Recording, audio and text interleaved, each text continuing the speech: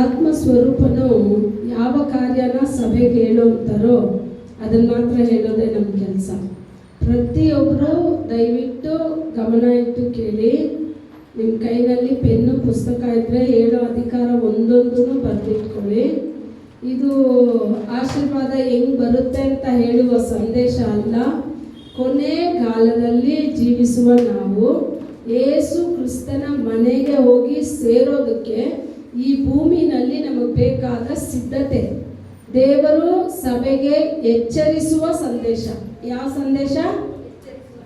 ದೇವರು ಸಭೆಗೆ ಎಚ್ಚರಿಸುವ ಸಂದೇಶ. ಎಚ್ಚರ ಕೊಡುವ ಸಂದೇಶಗಳು ಅನೇಕರಿಗೆ ಇಷ್ಟ ಆಗಲ್ಲ.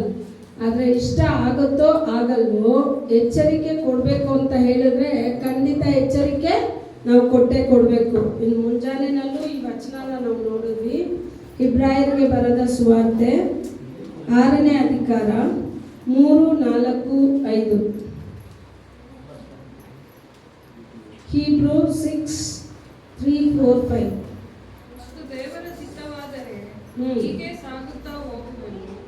ಒಂದು ಸಾರಿ ಜ್ಞಾನ ಪ್ರಕಾಶದಲ್ಲಿ ಸೇರಿ ಪರಲೋಕದಿಂದಾದ ದಾನದ ಅನುಭವವನ್ನು ಹೊಂದಿ ಪವಿತ್ರಾತ್ಮ ವರದಲ್ಲಿ ಪಾಲುಗಾರರಾಗಿ ದೇವರ ವಾಕ್ಯದ ಶ್ರೇಷ್ಠತೆಯನ್ನು ಮುಂದಣ ಯುಗದ ಮಹತ್ವವನ್ನು ಅನುಭವಿಸಿದವರು ಭ್ರಷ್ಟರಾದರೆ ಅವರಲ್ಲಿ ತಿರುಗಿ ಮನಸಾಂತರವನ್ನು ಹುಟ್ಟಿಸುವುದು ಅಸಾಧ್ಯ.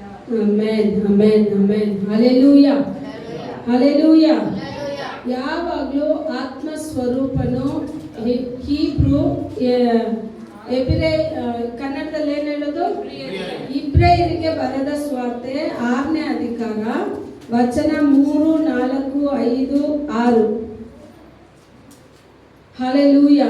ಎಲ್ಲ ವಚನನ ಬರೆದಿಟ್ಕೊಂಡ್ಬಿಟ್ಟು ಗಮನ ಇಟ್ಟು ಕೇಳಿ. ವಚನ ಸಭೆಗೆ ಏನು ಹೇಳ್ತಾ ಇದೆ ಅಂತ ಹೇಳಿದ್ರೆ, ಇದು ಸಭೆ ಆಚೆ ಇರುವವರಿಗೆಲ್ಲ ಸಂದೇಶ.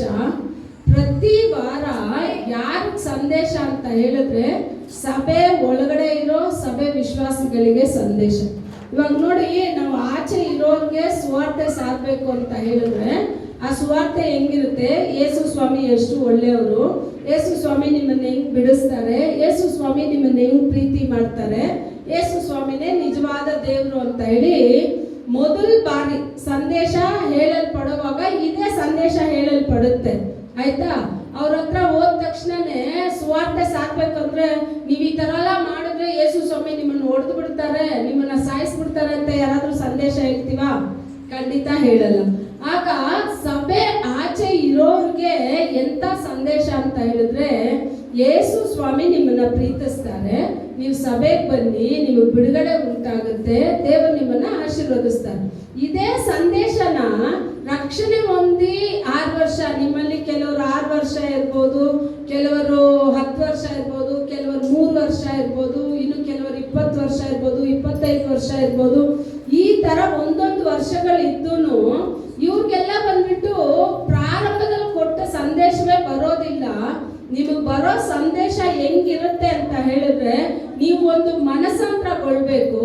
ಯೇಸು ಸ್ವಾಮಿಗಾಗಿ ನೀವು ಖಂಡಿತವಾಗಿ ಆತನು ಬಯಸುವ ಒಂದು ಪರಿಶುದ್ಧ ಜೀವಿತನ ಏನ್ ಮಾಡ್ಬೇಕು? ನೀವು ಮಾಡ್ಬೇಕು. ಇಂಥ ಒಂದು ಅಭಿಷೇಕಕ್ಕೇನೆ ದೇವರು ನಿಮ್ಮನ್ನ ಕರೆದಿರೋದು. ಅಂತ ಅಭಿಷೇಕ ನೀವು ಹೊಂದ್ಕೋಬೇಕು ಅಂತ ಹೇಳಿದ್ರೆ ದೇವರ ವಾಕ್ಯಗಳನ್ನ ಗಮನ ಇಟ್ಟು ಕೇಳಬೇಕು. ಇವಾಗ ಸಭೆಗೆ ಆಚೆ ಇರೋರು ಖಂಡಿತ ಸಭೆಗೆ ದೇವ್ರನ್ನ ಅರಿದೇ ಇರೋರು ಖಂಡಿತ ಸಭೆಗೆ ಬರಬೇಕು ಅನ್ನೋ ಅವಶ್ಯಕತೆ ಇಲ್ಲ. ಆದರೆ ರಕ್ಷಣೆ ಹೊಂದಿ ದೀಕ್ಷಾ ಸ್ಥಾನ ಹೊಂದಿ ಇವರೇ ಯೇಸು ಕ್ರಿಸ್ತರು, ಇವರಿಂದಲೇ ನನ್ನ ಪಾಪ ತೊಳೆಯಲ್ಪಡ್ತು, ಈತನೇ ಸರ್ವಶಕ್ತನಾದ ದೇವರು, ಈತನಲ್ಲೇ ನಾನು ದೀಕ್ಷಾ ಸ್ಥಾನ ಪಡೆದೆ ಅಂತ ನಂಬಿ ಸಭೆ ಒಳಗಡೆ ಬಂದ ವಿಶ್ವಾಸಿ ಯಾವ ಕಾರಣಕ್ಕೂ ಸಭೆನ ತಪ್ಪಿಸ್ಕೊಳ್ಳೇಬಾರ್ದು. ಸಭೆನ ಒಬ್ಬ ತಿರಸ್ಕಾರ ಮಾಡಿ ಸಭೆನ ತಪ್ಪಿಸ್ಕೊಳ್ತಾರೆ ಅಂತ ಹೇಳಿದ್ರೆ ಮತ್ತೆ ಅವನ್ನ ತಿರುಗಿ ಆ ಸ್ಥಾನಕ್ಕೆ ಕರ್ಕೊಂಡು ಬರೋದು ಆಗದೆ ಇರೋ ಕಾರ್ಯ ಅಂತ. ಮಕ್ಕಳನ್ನೆಲ್ಲ ದಯವಿಟ್ಟು ಆ ಕಡೆ ಕಳಿಸ್ಬಿಡಿ. ಅವ್ರನ್ನೆಲ್ಲ ಕರ್ಕೊಂಡೋಗಿ, ದಯವಿಟ್ಟು ಅವ್ರನ್ನೆಲ್ಲ ಕರ್ಕೊಂಡೋಗಿ ಮಕ್ಕಳನ್ನ. Hallelujah, hallelujah. ಒಂದು ಸಾರಿ ಇಲ್ಲಿ ವಚನ ಹೇಳ್ತಾ ಇದೆ. 6ನೇ ವಚನ ಇನ್ನೊಂದ್ಸಲ ಓದಿ ಗಟ್ಟಿಯಾಗಿ. ಮುಂದಣ ಯುಗದ ಮಹತ್ವವನ್ನು ಅನುಭವಿಸಿದವರು ಭ್ರಷ್ಟರಾದರೆ ಅವರಲ್ಲಿ ತಿರುಗಿ ಮನಸಾಂತರವನ್ನು ಹುಟ್ಟಿಸುವುದು ಅಸಾಧ್ಯ. ನೋಡಿ, ನಾವೆಲ್ಲ ಎಲ್ಲಿದ್ವಿ ಅಂದ್ರೆ ಲೋಕದಲ್ಲಿದ್ವಿ, ಲೋಕದ ಸಂತೋಷದಲ್ಲಿದ್ವಿ. ಲೋಕ ಏನೇನ್ ಕೊಡುತ್ತೋ, ಸಿನಿಮಾ ಹೋಗೋದು, ಮನಸ್ಸು ಬಂದಂತೆ ಜೀವಿಸೋದು, ಪಾಪ ಮಾಡೋದು, ಸಿಗರೆಟ್ ಸೇದೋದು, ಕುಡಿಯೋದು, ಏನೇನಿದೆಯೋ ವ್ಯಭಚಾರ ಮಾಡೋದು, ಮನ ಬಂದಂತೆ ತಿರುಗೋದು, ಎಲ್ಲ ಎಲ್ಲಿತ್ತು ಅಂತ ಹೇಳಿದ್ರೆ ಲೋಕದಲ್ಲಿ ನಾವು ಜೀವನ ಮಾಡುವಾಗ. ಆದ್ರೆ ಲೋಕದ ಜೀವಿತದಿಂದ ಯೇಸು ಸ್ವಾಮಿ ನಮ್ಮನ್ನ ಬೇರ್ಪಡಿಸಿ ನಮ್ಮನ್ನ ತನ್ನ ಸ್ವಂತ ರಕ್ತದಿಂದ ರಕ್ಷಣೆ ಕೊಟ್ಟು ಆತನ ಏನ್ ಮಾಡಿದ್ದಾರೆ, ಸಭೆ ಎಂಬ ಒಂದು ಮನೆಯಲ್ಲಿ ನಮ್ಮನ್ನ ತಂದು ಸೇರಿಸಿದ್ದಾರೆ. ಈ ಸಭೆ ಒಳಗಡೆ ನೀವು ಬಂದ ಮೇಲೆನೆ ನಿಮ್ಗೆ ಏನೇನ್ ಸಂದೇಶ ಕೊಡಲ್ಪಡುತ್ತೆ ಅಂದ್ರೆ, ನಾನು ಯೇಸು ಸ್ವಾಮಿಗೆ ಯಾವ ರೀತಿ ಮೆಚ್ಚುಗೆಯಾಗಿ ಬಾಳೋದು, ಯಾವ ರೀತಿ ದೇವರಿಗೆ ಇಷ್ಟವಾಗಿ ಇರೋದು. ಯಾಕಂದ್ರೆ ಕೊಲೋಸಿಯರ್ ಪುಸ್ತಕದಲ್ಲಿ 3ನೇ ಅಧಿಕಾರ ಬರ್ದಿಟ್ಕೊಳ್ಳಿ, ಎತ್ಬೇಡಿ, ಬರ್ದಿಟ್ಕೊಳ್ಳಿ. ಕೊಲೋಸಿಯರ್ಗೆ ಬರೆದ ಸುವಾರ್ತೆ 3ನೇ ಅಧಿಕಾರ. ಆ ಅಧಿಕಾರ ಪೂರ್ತಿ ಹೇಳುತ್ತೆ, ನೀವು ಹಳೆ ಮನುಷ್ಯನನ್ನ ಕಳಚಿ ಹೊಸ ಮನುಷ್ಯನನ್ನ ಧರಿಸ್ಕೊಂಡಿದ್ದೀರಾ. ಹಳೆ ಮನುಷ್ಯ ಯಾರೆಲ್ಲ ಹಳೆ ಮನುಷ್ಯ? ನಾವು ಲೋಕದಲ್ಲಿರುವಾಗ ನಾವು ಹಳೆ ಮನುಷ್ಯ. ಲೋಕದಲ್ಲಿರುವಾಗ ನನ್ನಲ್ಲಿ ಕೆಟ್ಟ ಮಾತಿತ್ತು, ಲೋಕದಲ್ಲಿರುವಾಗ ನನ್ನಲ್ಲಿ ಕೆಟ್ಟ ಗುಣಗಳಿತ್ತು, ಲೋಕದಲ್ಲಿರುವಾಗ ನನಗೆ ಕೆಟ್ಟ ಅಭ್ಯಾಸಗಳಿತ್ತು, ಲೋಕದಲ್ಲಿರುವಾಗ ನನಗೆ ಕೋಪ ಇತ್ತು, ಲೋಕದಲ್ಲಿರುವಾಗ ನನಗೆ ದ್ವೇಷ ಇತ್ತು, ಲೋಕದಲ್ಲಿರುವಾಗ ನನಗೆ ಬೇಡದೇ ಇರೋ ನಾನಾ ರೀತಿಯಾದ ಕಾರ್ಯಗಳಿತ್ತು. ಆದ್ರೆ ಆ ಕೆಟ್ಟ ಲೋಕದಿಂದ ಯೇಸು ಸ್ವಾಮಿ ತನ್ನ ರಕ್ತದಿಂದ ನನ್ನನ್ನು ತೊಳೆದು ನನ್ನನ್ನ ಪರಿಶುದ್ಧನೆಂದು ಆತನು ನಂಬಿ ನನ್ನನ್ನು ಎಲ್ಲಿ ತಂದು ಸೇರಿಸಿದ್ರು ಅಂದ್ರೆ ಆತನ ಮನೆಯಾದ ಸಭೆ ಎಂಬ ಮನೆಯಲ್ಲಿ ನನ್ನನ್ನು ಸೇರಿಸಿದ್ದಾರೆ. ಈಗ ಆ ಕೆಟ್ಟ ಅಭ್ಯಾಸಗಳನ್ನೆಲ್ಲ ನಾನು ಬಿಟ್ಟು ನಾನು ಯಾವ್ದನ್ನ ಧರಿಸ್ಕೋಬೇಕು ಅಂತ ಹೇಳಿದ್ರೆ, ಆತನು ಕೊಡುವ ಮಹಿಮೆಯ ವಸ್ತ್ರವನ್ನ ಧರಿಸ್ಕೋಬೇಕು. ಆಯ್ತಾ? ನೀವು ಆ ಹೊಸ ಒಡಂಬಡಿಕೆನಲ್ಲಿ ನೋಡ್ಬೋದು, ಒಂದು ಸಾಮ್ಯವನ್ನ ಯೇಸು ಸ್ವಾಮಿ ಹೇಳ್ತಾರೆ, ಅಪ್ಪ ನನ್ನ ಮಗನಿಗೆ ಮದುವೆಗೆ ಎಲ್ಲ ಸಿದ್ಧತೆ ಆಗಿದೆ, ಊಟ ಎಲ್ಲ ರೆಡಿ, ನಾನು ಕೆಲವೊಬ್ಬರನ್ನೆಲ್ಲ ಆರಿಸ್ಕೊಂಡು ಬಿಟ್ಟಿದ್ದೀನಿ, ಕೆಲವೊಬ್ಬರಿಗೆ ಆರಿಸ್ಕೊಂಡು ಏನ್ ಹೇಳೋದು ಇನ್ವಿಟೇಷನ್ ನಾನು ಕಳಿಸ್ಬಿಟ್ಟಿದ್ದೀನಿ, ಅವರೆಲ್ಲ ಇನ್ನೂ ಬಂದಿಲ್ಲ, ನೀನು ಅವ್ರನ್ನೆಲ್ಲ ಕರ್ಕೊಂಡು ಅಂತ ಕಳಿಸ್ತಾರೆ. ಆಹ್ವಾನ ನಿಮಗೆ ಕೊಟ್ಟಿದ್ದಾರೆ, ಲೋಕದಿಂದ ಕರೆದು ನಿಮ್ಮನ್ನ ಸಭೆನಲ್ಲಿ ಹಾಕಿದ್ದಾರೆ, ಪರಿಶುದ್ಧ ಮಾಡಿದ್ದಾರೆ. ಆದ್ರೆ ಇದು ಪರಿಶುದ್ಧವಾದ ದೇವರ ದಿನ ಎಂದು ತಿಳಿದು ಆ ಕರಪತ್ರಿಕೆಯನ್ನ ತಿರಸ್ಕಾರ ಮಾಡಿ ನಾವು ಸಭೆಯಲ್ಲಿ ಇರೋದನ್ನ ಬಿಟ್ಟು ಮನೆಯಲ್ಲೋ ಲೋಕದಲ್ಲೋ ಕೆಲಸದಲ್ಲೋ ಎಲ್ಲೇ ಕುಳಿತಿದ್ರು ದೇವರ ಕಾರ್ಯನ ಮೆಚ್ಚೋದಿಲ್ಲ. ಯಾಕೆಂದ್ರೆ ಇದು ದೇವರು ನೇಮಿಸಿದ ಆತನ ದಿನ. 6 ದಿವಸ ನಿಮಗೆ ಕೆಲಸಕ್ಕೆ ಕೊಡ್ತಾರೆ. ಎಷ್ಟು ದಿವಸ ಕೊಡ್ತಾರೆ? 6 ದಿವಸ ಕೊಡ್ತಾರೆ. ಒಂದು ದಿವಸ ದೇವರು ಕೇಳ್ತಾರೆ. ನಾವು 6 ದಿವಸನು ತಗೊಂಡು 1 ದಿವಸನು ತಗೊಂಡ್ರೆ ದೇವರು ಅದ್ರಲ್ಲಿ ಮೆಚ್ತಾರ? ಖಂಡಿತ ಮೆಚ್ಚಲ್ಲ. ದೇವರು ನೇಮಿಸಿದ ದಿನದಲ್ಲಿ ದೇವರು ಬಯಸುವ ಸಮ್ಮುಖದಲ್ಲಿ ನಾವು ಇದ್ದೇ ಇರ್ಬೇಕು, ಆವಾಗಲೇ ಬಿಡುಗಡೆ. ಆಗ ಎಲ್ಲರನ್ನು ಕರೆಯೋಕೆ ಕೆಲಸಗಾರರು ಹೋಗ್ತಾರೆ. ಒಬ್ಬೊಬ್ಬ ಒಂದ್ ಹೇಳ್ತಾನೆ, ನಾನು ಇವಾಗ್ಲೇ 2 ಎತ್ತನ್ನ ತಗೊಂಡಿದ್ದೀನಿ. ಒಬ್ಬ ಹೇಳ್ತಾನೆ, ನಾನು ಇವಾಗ್ಲೇ ಮದುವೆ ಮಾಡ್ಕೊಂಡಿದ್ದೀನಿ, ಇವಾಗ್ಲೇ ನಾನು ಭತ್ತ ಹಾಕೋಕ್ ಹೋಗ್ತೀನಿ, ನಾನು ಬರೋಕ್ಕಾಗಲ್ಲ, ಹಂಗೆ ಹಿಂಗೆ ಅಂತ. ಯಜಮಾನನಿಗೆ ಸಿಟ್ಟು ಬಂದ್ಬಿಟ್ಟು ಹೇಳ್ತಾರೆ, ಕರ್ದವ್ರೆಲ್ಲ ಅಯೋಗ್ಯರಾದ್ರು, ಕರ್ದವ್ರನ್ನೆಲ್ಲ ತಳ್ಳಿಬಿಡು, ನನಗೆ ಬೇಡ, ನಾನು ಕರ್ದೆ, ನನ್ನ ರಕ್ಷಣೆನ ಕೊಟ್ಟೆ, ನನ್ನ ಪ್ರೀತಿನ ಕೊಟ್ಟೆ, ಇವ್ರು ನನ್ನ ಪ್ರೀತಿನೂ ಸವಿದು ನನ್ನಲ್ಲಿ ಇದ್ದು ಇಲ್ಲ, ಹಂಗೆ ತಾನೆ ಹೇಳ್ತಾ ಇದೆ. ಆ ದೇವರ ಪ್ರೀತಿಯನ್ನ ಸವಿದು ಆ ದೇವರ ಪ್ರಸನ್ನತೆಯನ್ನ ಅನುಭವಿಸಿ, ದೇವರ ಆಲಯ ಅಂದ್ರೆ ಏನು, ದೇವರ ಮಹಿಮೆ ಅಂದ್ರೆ ಏನು, ನಾನು ಆರಾಧನೆ ಮಾಡೋ ದೇವರು ಎಂತವ್ರು ಅಂತ ಅರಿತುನು ನಾನು ತಿರಸ್ಕಾರ ಮಾಡ್ತೀನಿ ಅಂತ ಹೇಳಿದ್ರೆ ಅವ್ರನ್ನ ಮತ್ತೆ ಸಭೆಗೆ ತಂದು ಸೇರಿಸೋದು ಅಸಾಧ್ಯ ಅಂತ ಸತ್ಯವೇದ ಹೇಳ್ತಾ ಇದೆ. ನಾನು ಹೇಳ್ತಾ ಇಲ್ಲ, ನಾನು ಯಾವುದು ನನ್ನ ಸ್ವಂತವಾಗಿ ಹೇಳ್ತಾ ಇಲ್ಲ, ಸತ್ಯವೇದ ಹೇಳ್ತಾ ಇದೆ.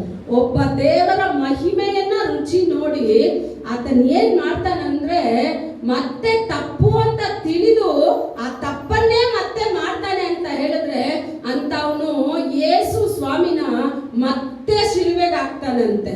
ಆವತ್ತು ಯಹೂದ್ಯರು ಯೇಸು ಸ್ವಾಮಿನ ಶಿಲುಬೆನಲ್ಲಿ ಹೊಡೆದ್ರು, ಇವಾಗ ಯಹೂದ್ಯರು ಹೊಡೆಯೋದಿಲ್ಲ, ಲೋಕದ ಜನ ಹೊಡೆಯೋದಿಲ್ಲ, ಯಾವುದೇ ಪಕ್ಷಪಾತಗಳು ಹೊಡೆಯೋದಿಲ್ಲ. ಯಾರು ಮತ್ತೆ ಮತ್ತೆ ಯೇಸು ಸ್ವಾಮಿನ ಶಿಲುಬೆನಲ್ಲಿ ಹಾಕ್ತೀರಾ ಅಂತ ಹೇಳಿದ್ರೆ ನಿಮ್ಮ ಪಾಪಗಳು ನನ್ನ ಪಾಪಗಳೇ. ನಾನು ದೇವರನ್ನ ತಿರಸ್ಕಾರ ಮಾಡಿ ನಾನು ಕೂತಿದ್ರೆ ಆತನನ್ನ ನಾನು ಮತ್ತೆ ಎಲ್ಲಾಗ್ತೀನಿ ಅಂದ್ರೆ ಶಿಲುಬೆಗೆ ಹಾಕ್ತೀನಿ. ಆಗ ಆ ಯಜಮಾನ ಹೇಳ್ತಾರೆ, ಕರ್ದವ್ರೆಲ್ಲ ಅಯೋಗ್ಯರಾದ್ರಪ್ಪ, ಕರ್ದವ್ರು ಬೇಡ, ನೀನ್ ಹೋಗು, ದಾರಿ ಒಕ್ಕಕ್ಕೆ ಹೋಗು, ದಾರಿನಲ್ಲಿ ಯಾರೆಲ್ಲ ಇದ್ದಾರೆ, ಯಾರೆಲ್ಲ ಎಲ್ಲೆಲ್ಲಿ ಕೂತಿಲ್ಲ, ಎಲ್ಲಾರನ್ನೂ ನನ್ನ ಮದುವೆ ಊಟ ಸಿದ್ಧತೆ ಆಗಿದೆ, ನೀನ್ ಮದುವೆ ಕರ್ಕೊಂಡ್ ಬಾ. ಸರಿ, ಕರ್ಕೊಂಡ್ ಬರೋವಾಗ್ಲೂ ಅವ್ರು ಸುಮ್ಮನೆ ಕರೆಯೋದಿಲ್ಲ. ಯಾಕೆ ಅಂತ ಹೇಳಿದ್ರೆ ಅದ್ರ ಅರ್ಥನೇ ಇನ್ನೊಂದಿದೆ. ಯಹೂದ್ಯರಿಗೆ ಅಂತಾನೆ ದೇವ್ರ ಆಹ್ವಾನ ಕೊಟ್ಟಿದ್ದು. ಯಹೂದ್ಯರು ಅದಕ್ಕೆ ದೂರ ಆದ್ರು, ಅವ್ರ ಸ್ಥಾನಕ್ಕೆ ನಮ್ಮನ್ನೆಲ್ಲೋ ಬೀದಿನಲ್ಲಿದ್ದ ನಮ್ಮನ್ನ, ಈ ಜಾತಿಗೆ ಸೇರದೆ ಇರೋ ನಮ್ಮನ್ನ, ಈ ಕುಲಕ್ಕೆ ಬಾರದೆ ಇರೋ ನಮ್ಮನ್ನ ಮಹಾ ಉನ್ನತ ರಕ್ತದಿಂದ ನಮ್ಮನ್ನ ಒಗ್ಗೂಡಿಸಿ ಆತನ ಮಹಿಮೆಯ ಆಲಯದಲ್ಲಿ ತಂದು ಕೂರಿಸಿದ್ದಾರೆ. ಎಂತ ಮಹಿಮೆಯ ಸ್ಥಳ, ಎಂತ ದೊಡ್ಡ ಪ್ರಸನ್ನತೆ ಉಳ್ಳ ಸ್ಥಳ. ಈ ದೇವರನ್ನ ತಿರಸ್ಕಾರ ಮಾಡಿ ಬಾಳೋಕೆ ಎಷ್ಟು ಧೈರ್ಯ ಬರುತ್ತೆ ಅಂತ ಹೇಳಿದ್ರೆ, ದೇವರು ವಚನ ಹೇಳುತ್ತೆ, ಜೀವ ಉಳ್ಳ ದೇವರ ಕರದಲ್ಲಿ ಬೀಳೋದು ತುಂಬಾ ಕಠಿಣ. ಸಾಧಾರಣ ದೇವರು ಅಲ್ಲ, ನೀವು ನಾವು ತಿಳ್ಕೊಂಡಿರೋ ದೇವರು ಅಲ್ಲ. ನಾವು ತಿಳ್ಕೋಬಹುದು ಲೋಕದವ್ರನ್ನ. ನೀವು ಬೇಕಾದ್ರೆ ನೀವು ಟೆಸ್ಟ್ ಮಾಡಿ, ಯೇಸು ಸ್ವಾಮಿ ಫಸ್ಟ್ ರಕ್ಷಣೆ ಒಳಗಡೆ ಕರೆಯುವಾಗ ಅವಾಗ ನಾವು ಮಾಡೋ ಪ್ರೇಯರ್ಗೆಲ್ಲ ಉತ್ತರ ಬಂದ್ಬಿಡುತ್ತೆ. ತುಂಬಾ ಸಂತೋಷ ಇರುತ್ತೆ. ಒಳಗಡೆ ಕರ್ಕೊಂಡು ಬಂದ್ಮೇಲೆ ಟೈಟ್ ಮಾಡೋದು, ಆಚೆ ಇಟ್ಟು ಟೈಟ್ ಮಾಡಲ್ಲ. ಒಳಗಡೆ ಕರ್ಕೊಂಡು ಬಂದ್ಮೇಲೆ ಇದು ಸರಿ ಇಲ್ಲ, ಇದು ಸರಿ, ಇದನ್ನ ಬಿಡು, ಇದನ್ನ ಮಾಡು, ಎಲ್ಲ ಆವಾಗ್ಲೇನೆ ಹೇಳೋದು. ಆಗ ಹೇಳ್ತಾ ಹೇಳ್ತಾ ಹೇಳ್ತಾನೆ ನಮ್ ದಾರಿಗಳನ್ನ ದೇವ್ರು ಏನ್ ಮಾಡ್ತಾರೆ, ಸರಿಪಡಿಸ್ತಾರೆ.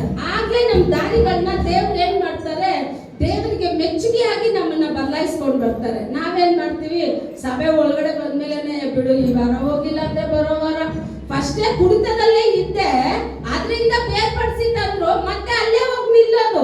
ಅದಕ್ಕೆ ಸಾಮ್ಯದಲ್ಲಿ ಹೇಳ್ತಾ ಇದೆ, ತೊಳೆಯಲ್ಪಟ್ಟ ಹಂದಿ ಮತ್ತೆ ಎಲ್ಲಿಗೆ ಹೋಗುತ್ತಂತೆ. ಇದಾದ್ರೂ ಪರವಾಗಿಲ್ಲ. ಇನ್ನೊಂದು ಸತ್ಯವೇದಲ್ಲೇ ಪೇತ್ರನ ಪುಸ್ತಕದಲ್ಲಿ ಬರ್ದಿರುತ್ತೆ. ಪೇತ್ರ ಬರ್ದಿಟ್ಕೊಳ್ಳಿ, 2 ಪೇತ್ರ, ಓದೋಕೆ ಸಮಯ ಇಲ್ಲ, ನಾವು ವಚನ ಹೇಳ್ತೀನಿ, ನೀವು ಬರ್ದಿಟ್ಕೊಂಡು ಮನೆಯಲ್ಲಿ ಓದ್ ನೋಡಿ. 2 ಪೇತ್ರ 2ನೇ ಅಧಿಕಾರ 19, 12, 22 2 ಪೇತ್ರ 2ನೇ ಅಧಿಕಾರ ವಚನ 19, 22. ಅದೇ ತರ ಇಬ್ರಾಯರು 10ನೇ ಅಧಿಕಾರ 37ರಿಂದ 39 ಬರ್ದ್ಬಿಟ್ರ? ಇಬ್ರಾಯರು 10, 37, 39. ಆಗ ಈ ವಚನಗಳೆಲ್ಲ ಏನ್ ಹೇಳ್ತಾ ಇದೆ ಅಂತ ಹೇಳಿದ್ರೆ, ನಾಯಿ ತನ್ನ ಕಕ್ಕಿದ್ದನ್ನ ಮತ್ತೆ ಏನಾಗುತ್ತೆ ಯೋಚನೆ ಮಾಡಿದಿರ ಯಾವತ್ತಾದ್ರೂ? ನಾಯಿ ಮಾತ್ರನೇ ತನ್ನ ಕಕ್ಕಿದ್ದನ್ನ, ನಿಮ್ಮನ್ನೇ ನೀವು ಯೋಚನೆ ಮಾಡಿ ನೋಡಿ, ಚೆನ್ನಾಗಿ ಕಬಾಬ್ ತಿಂದ್ಬಿಟ್ಟು ವಾಂತಿ ಮಾಡ್ಬಿಡ್ತೀರಾ. ಅಯ್ಯೋ 100 ರೂಪಾಯಿ ಕೊಟ್ಟು ಕಬಾಬ್ ತಂದಿದ್ದೀನಿ ಅಂತ ಮತ್ತೆ ತಿಂತೀರಾ? ಹಿಂಗ್ ಅಂತೀರಲ್ಲ. ರಕ್ಷಣೆ ಕೊಟ್ಟು ತೊಳೆದು ಸಭೆನಲ್ಲಿ ಬಂದಿರು, ನಿನ್ ಜೀವನ ಉಳಿಸ್ಕೊಂತ ಕೃಪೆ ನೀಡಿ ದೇವ್ರು ಈ 2 ಪೇತ್ರದಲ್ಲಿ ಓದಿ, ಅದ್ರಲ್ಲಿ ಹಂಗೆ ಇದೆ, ನಾಯಿ ತನ್ನ ಕಕ್ಕಿದ್ದನ್ನ ಮತ್ತೆ ತಿನ್ನುತ್ತಂತೆ. ದೇವರ ಸಮ್ಮುಖನ ರುಚಿ ನೋಡಿ ಮತ್ತೆ ಲೋಕನ ತಿರುಗಿ ನೋಡಿದ್ರೆ ಈ ಕಾರ್ಯನೇ ನಡೆಯೋದು. ಸುಮ್ಗೆ ಅಲ್ಲ. ದೇವ್ರು ಹೇಳ್ತಾರೆ, ಏನ್ ಹೇಳೋದು, ರಕ್ಷಣೆನ ಹೊಂದ್ಕೊಂಡು ಮತ್ತೆ ಮತ್ತೆ ಹಿಂಜಾರಿ ಹೋಗೋನಲ್ಲಿ ನನ್ನ ಮನ್ಸಿರೋದಿಲ್ಲ. ಅದೇ ಇಬ್ರಾಯರು 11 ಕೊನೆ ವಚನ ಹೋಗಿ ಓದ್ ನೋಡಿ, ಅದ್ರಲ್ಲಿ ಹೇಳುತ್ತೆ, ಮತ್ತೆ ಮತ್ತೆ ನನ್ನನ್ನ ರುಚಿ ನೋಡಿ ಮತ್ತೆ ಬೀಳೋದು ಹೇಳೋದು, ಬೀಳೋದು ಹೇಳೋದು. ಪ್ರಾರ್ಥನೆಯಲ್ಲಿ ಕಡಿಮೆ ಆಗ್ಬೋದು, ಮತ್ತೆ ಆ ಪ್ರಾರ್ಥನೆ ಜೀವಿತನ ಮತ್ತೆ ಕಟ್ಟಿ ಎಬ್ಬಿಸ್ಬೋದು. ಪ್ರಾರ್ಥನೆ ಕಡಿಮೆ ಆದ್ರೆ ಮತ್ತೆ ಕಟ್ಟಿ ಎಬ್ಬಿಸ್ಬೋದು.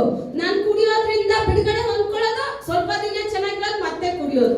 ನಾನು ಪಾಪದಿಂದ ಬಿಡುಗಡೆ ಹೊಂದ್ಕೊಳ್ಳೋದು, ಮತ್ತೆ ಸ್ವಲ್ಪ ದಿನ ಚೆನ್ನಾಗಿರೋದು, ಮತ್ತೆ ಪಾಪದಲ್ಲಿ ಹೋಗೋದು. ಈ ತರ ಇದ್ರೆ ದೇವರ ವಚನ ಹೇಳ್ತಾ ಇದೆ, ಇಂಥವ್ನಲ್ಲಿ ನನ್ನ ಮನಸ್ಸು ಇಷ್ಟಪಡಲ್ಲ. ಯೇಸು ಸ್ವಾಮಿ ನಮ್ಮನ್ನು ಇಷ್ಟಪಟ್ಟಿಲ್ಲ ಅಂದ್ರೆ ಈ ಲೋಕದಲ್ಲಿ ನಾನು ಬಾಳೋದು ವ್ಯರ್ಥ. ಯೇಸು ಸ್ವಾಮಿ ಇಷ್ಟಪಟ್ಟು ನಮಗೆ ಜೀವ ಕೊಟ್ಟಿದ್ರಿಂದ ಇಂತವರೆಗೂ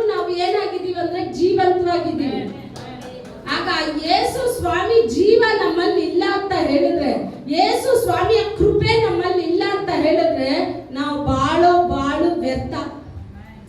ಅದಕ್ಕೆ ತಾನೇ ವಚನ ಹೇಳುತ್ತೆ, ಮನುಷ್ಯ ಲೋಕ ಪೂರ್ತಿ ಸಂಪಾದನೆ ಮಾಡ್ಬಿಟ್ರು ಕರ್ನಾಟಕ ಮಾತ್ರ ಅಲ್ಲ ಹೇಳಿದ್ದು, ಕರೆಕ್ಟಾ? ಲೋಕ ಪೂರ್ತಿ ಅಂದ್ರೆ ಇಡೀ ಲೋಕಕ್ಕೆ ನೀನು ಎಷ್ಟು ಗಣ್ಯ ವ್ಯಕ್ತಿಯಾಗಿದ್ರು ನಮ್ಮಲ್ಲಿ ನಮ್ಮ ಆತ್ಮದಲ್ಲಿ ಯೇಸು ಸ್ವಾಮಿ ಇಲ್ಲ ಅಂತ ಹೇಳಿದ್ರೆ ನಾನು ಸೊನ್ನೆ ಅಂತ ಸತ್ಯವೇದ ಹೇಳ್ಬಿಟ್ಟು, ಆಗ ನನ್ನ ಆತ್ಮನ ಯೇಸು ಸ್ವಾಮಿ ಏನ್ ಕೊಟ್ಟಿದ್ದಾರೆ ಅಂತ ಹೇಳಿದ್ರೆ ಆತನ ಆತ್ಮವನ್ನೇ, ಆತನ ಜೀವವನ್ನೇ, ಆತನ ಪ್ರಾಣವನ್ನೇ ನನ್ನ ಆತ್ಮಕ್ಕೆ ದೇವರು ಕೊಟ್ಟಿದ್ದಾರೆ. ಇಂಥ ಆತ್ಮನ ನಾವು ತಿರಸ್ಕಾರ ಮಾಡಕ್ಕಾಗುತ್ತಾ? ಆಗ ಯಜಮಾನ ಹೇಳ್ತಾನೆ, ಹೋಗಪ್ಪ ಬೀದಿನಲ್ಲಿ ಎಲ್ಲೆಲ್ಲಿ ಕೂತಿದಾರೋ ಎಲ್ಲಾ ಜನಗಳನ್ನ ನಾನು ಔತಣಕ್ಕೆ ಕರ್ಕೊಂಡ್ ಬಾ ಅಂತ ಹೇಳ್ತಾರೆ. ಔತಣಕ್ಕೆ ಕರ್ಕೊಂಡ್ ಬರೋಕ್ ಹೋಗೋವಾಗ ಅಲ್ಲಿ ಎಲ್ಲರಿಗೂ ಒಂದು ಡ್ರೆಸ್ ಕೊಡ್ತಾರೆ. ಇದು ಹಾಕೊಂಡೇ ಮದುವೆ ಮನೆಗೆ ಹೋಗ್ಬೇಕು. ಎಲ್ಲರೂ ಡ್ರೆಸ್ ಇಸ್ಕೊಂಡು ಹಾಕೊಂಡು ಮದುವೆ ಮನೆ ಒಳಗಡೆ ಬರ್ತಾ ಇದ್ದಾರೆ. ಒಬ್ಬ ಏನ್ ಮಾಡ್ತಾನೆ, ಈ ಡ್ರೆಸ್ ನ ಏನಕ್ಕೆ ಹಾಕೊಳ್ಳೋದು, ನಮ್ ಡ್ರೆಸ್ ಅಲ್ಲೇ ಹೋಗೋಣ ಅಂತ ಡ್ರೆಸ್ ನ ಸುತ್ತಿ ಎಲ್ಲಿ ಇಟ್ಕೊಂಡ, ಬ್ಯಾಗ್ ಅಲ್ಲಿ ಇಟ್ಕೊಂಡ್ಬಿಟ್ಟ. ಸರಿನಾ? ದೇವರ ಆಲಯದಲ್ಲಿ ಬಂದಾಗ ದೇವರ ಮಹಿಮೆಯ ವಸ್ತ್ರ ನಮ್ಮ ಒಬ್ಬೊಬ್ಬರಿಗೂ ಧರಿಸ್ತಾರೆ. ಆ ಮಹಿಮೆಯ ವಸ್ತ್ರ ಇಲ್ದೇನೆ ಇವತ್ತು ಮಹಿಮೆ ಇರೋ ತರನೇ ಅನೇಕ ಜನ ಏನ್ ಮಾಡ್ತಾ ಇದ್ದಾರೆ, ಏನ್ ಹೇಳೋದು, ಬದುಕು ಬಾಳಿನ ಜೋರಾಗಿ ಡಂಬ ಅಂದ್ರೆ ಏನು? ಅದೇ ಹೇಳಿದ್ರೆ ಚೆನ್ನಾಗಿದೆ. ಬದುಕು ಬಾಳಿನ ನಾಟಕ. ನಾಟಕ ಎಲ್ಲಿ ಅಂತ ಹೇಳಿದ್ರೆ, ಈ ನಾಟಕ ಬಂದ್ಬಿಟ್ಟು ನಾನು ಈ ಭೂಮಿನಲ್ಲಿರೋವರೆಗೂ ಈ ಜೀವನ ನಾಟಕ. ಆದ್ರೆ ನನ್ನ ಸ್ವಂತ ತವರೂರು ಪರಲೋಕ. ಆ ಪರಲೋಕಕ್ಕೆ ಹೋಗ್ಬೇಕಂದ್ರೆ ದೇವರು ಹೆಂಗ್ ಬೇಕಾದ್ರೂ ಇರ್ಬೋದು, ಹೆಂಗ್ ಬೇಕಾದ್ರೂ ಜೀವಿಸ್ಬೋದು ಅಂತ ಜೀವಿಸ್ಬಿಟ್ಟು ಯೇಸು ಸ್ವಾಮಿಯಲ್ಲಿ ಹೋಗೋಕ್ಕಾಗುತ್ತಾ? ಆಗದೆ ಇಲ್ಲ. ನೀವು ತಿಳ್ಕೊಂಡಿದ್ರ, ಸಾಲಮೋನ್ ರಾಜ ಬರ್ದಿದ್ದೆ ಜ್ಞಾನೋಕ್ತಿಗಳು, ಆಮೇಲೆ ಏನು ಪರಮಗೀತ, ಆಯ್ತಾ, ಇನ್ನೊಂದಿದೆ ಸಾಂಗ್ ಆಫ್ ಸಾಲ್, ಪ್ರಲಾಪಗಳು. ಇದೆಲ್ಲ ಯಾರು ಬರ್ದಿದ್ದು ಅಂತ ಹೇಳಿದ್ರೆ ಎಷ್ಟು ಜ್ಞಾನ ಅದ್ರಲ್ಲಿ ಇದೆ ಅಂತ ಹೇಳಿದ್ರೆ ಅವನ ಜ್ಞಾನಕ್ಕೆ ಕೊನೆನೇ ಇಲ್ಲ. ಅಷ್ಟು ಜ್ಞಾನ ತುಂಬಿದ ಒಂದು ಮನುಷ್ಯ. ಆದ್ರೆ ಅವನಿಗೂ ದೇವ್ರು ಹೇಳ್ತಾರೆ, ನೀನ್ ತಪ್ಪಾದ ದಾರಿನಲ್ಲಿ ಇದೀಯಾ, ನೀನ್ ಅದನ್ನ ಬಿಟ್ಟು ಆಚೆ ಬಾ ಅಂತ ಹೇಳಿದ್ರೆ ಆಚೆ ಬರೋಕೆ ಅವನಿಗೆ ಮನಸ್ಸಿಲ್ಲ. ಇಲ್ಲಿ ವಚನ ಹೇಳುವ ಪ್ರಕಾರ ಒಂದು ಸಲ ದೇವರ ಪ್ರೀತಿಯನ್ನ ಸವಿದು ಮತ್ತೆ ನೀನು ಲೋಕದ ಕಡೆಗೆ ಹೋಗ್ಬಿಟ್ರೆ ನಿನ್ನನ್ನ ರಕ್ಷಣೆಗೆ ತರೋದು ಅದು ಅಸಾಧ್ಯ ಅಂತ ಹೇಳ್ತಾ ಇದೆ. ಕೊನೆವರೆಗೂ ಒಂದು ವೇಶ್ಯೆ, ಈ ಇಬ್ರಾಹಿಂ ಪುಸ್ತಕ ಇದೆಯಲ್ಲ ಅದ್ರಲ್ಲಿ ಒಂದೊಂದು ಅಧಿಕಾರನು ಸಮಯ ಎತ್ತು ಓದಿ, 13 ಅಧಿಕಾರಗಳೇ ಇದೆ. 11ನೇ ಅಧಿಕಾರ ನೀವು ಓದಿದ್ರೆ ವಿಶ್ವಾಸಿಯ ಪಟ್ಟಿಯಲ್ಲದು. ಹಳೆ ಒಡಂಬಡಿಕೆಯಿಂದ ಹೊಸ ಒಡಂಬಡಿಕೆವರೆಗೂ ಯಾರೆಲ್ಲ ದೇವರು ಅರ್ಥಕೊಂಡಿದಾರ ಅವ್ರನ್ನೆಲ್ಲ ಬಂದು ಅದರಲ್ಲಿ ತುಂಬಾ ಸ್ಪೆಷಲ್ ರಾಹಾಬ್ ಎಂಬ ಒಂದು ವೇಶ್ಯೆ. ಆ ವೇಶ್ಯೆ ಹೆಸರು ದೇವ್ರು ನೆನಪು ಮಾಡಿ ಆ ಪಟ್ಟಿಯಲ್ಲಿ ಬರ್ದಿದ್ದಾರೆ ಹೊರತು ಇಷ್ಟು ದೊಡ್ಡ ಲೋಕವೇ ಹೊಗಳುವ ಜ್ಞಾನ ತುಂಬಿದ ಸಾಲಮೋನ್ ರಾಜನ ಹೆಸರು ಇಲ್ಲ. ಕಾರಣ ಏನು ಅಂತ ಹೇಳಿದ್ರೆ ದೇವರಲ್ಲಿ ಬಂದು ದೇವರ ಪ್ರೀತಿನ ಸವಿದು ಮತ್ತೆ ಲೋಕನ ತಿರುಗಿ ನೋಡಿ ಲೋಕಕ್ಕೆ ಹೋದವನ್ನ ರಕ್ಷಣೆ ಒಳಗಡೆ ತರೋದು ಕಷ್ಟ. ಯಾವತ್ತು ಪಾಪದ ಜೊತೆ ಮಾತ್ರ ಆಟನೇ ಆಡ್ಬೇಡಿ. ನೀವು ಯೇಸು ಸ್ವಾಮಿನ ಅರಿದೇ ಇದ್ರೂ ಪರವಾಗಿಲ್ಲ, ಆದ್ರೆ ಯೇಸು ಸ್ವಾಮಿನ ಅರಿತು ಪಾಪದ ಜೊತೆ ಆಟ ಆಡ್ತೀರಾ ಅಂತ ಹೇಳಿದ್ರೆ ವಚನ ಹೇಳ್ತಾ ಇದೆ, ಜೀವ ಉಳ್ಳ ದೇವರ ಕರದಲ್ಲಿ ಬೀಳೋದು ತುಂಬಾ ಕಷ್ಟ. ನೀವೇ ಯೋಚನೆ ಮಾಡಿ, ಇಸ್ರಾಯೇಲ್ ಜನರು ಬರೀ ಗಂಡಸರು ಮಾತ್ರ 6 ಲಕ್ಷ ದೇವ್ರ ಆಯ್ಕೆ ಮಾಡಿದ ಜನ, ದೇವ್ರ ನಾಮ ಧರಿಸಲ್ಪಟ್ಟ ಜನ. ಅದೇ ವಚನ ಹೇಳುತ್ತೆ, ಕರೆದವರು ಅನೇಕರು, ಹಾರಿಸಲ್ಕೊಳ್ಳಲ್ಪಟ್ಟವರು ಸ್ವಲ್ಪ ಜನ. 6 ಲಕ್ಷ ಡಬಲ್ ಮಾಡಿ ಸರಿ 20 ಲಕ್ಷ ಜನ. ಕರೆಯಲ್ಪಟ್ಟವರು ಎಷ್ಟು ಜನ? ಜೋರಾಗಿ ಹೇಳಿ. ಕರೆಯಲ್ಪಟ್ಟವರು 20 ಲಕ್ಷ ಜನ. ಹಾರಿಸ್ಕೊಂಡವರು ಎಷ್ಟು ಜನ? ಇಸ್ರೇಲ್ ಜನರಲ್ಲಿ ಕೇಳ್ತಾ ಇದ್ದೀನಿ. ಕರೆಯಲ್ಪಟ್ಟವರು ಐಗುಪ್ತದಿಂದ ಕಾನಾನ್ ಕರ್ಕೊಂಡು ಬರೋಕೆ ಹಾರಿಸಲ್ಕೊಳ್ಳಲ್ಪಟ್ಟ ಜನ ಎಷ್ಟು ಜನ ಅಂದ್ರೆ 20 ಲಕ್ಷ. ಅದರಲ್ಲಿ 20 ಲಕ್ಷದಲ್ಲಿ ಆಯ್ಕೆ ಆದವರು ಎಷ್ಟು ಜನ? ಇಬ್ರು. ಕಾಳೆಬು ಯೋಶ್ವ ಮಾತ್ರನೇ. ಯಾರು? ಒಂದ್ ಚಪ್ಪಾಳೆ ತಟ್ಬಿಡಿ ಹೋಗಿ. ಯಾರು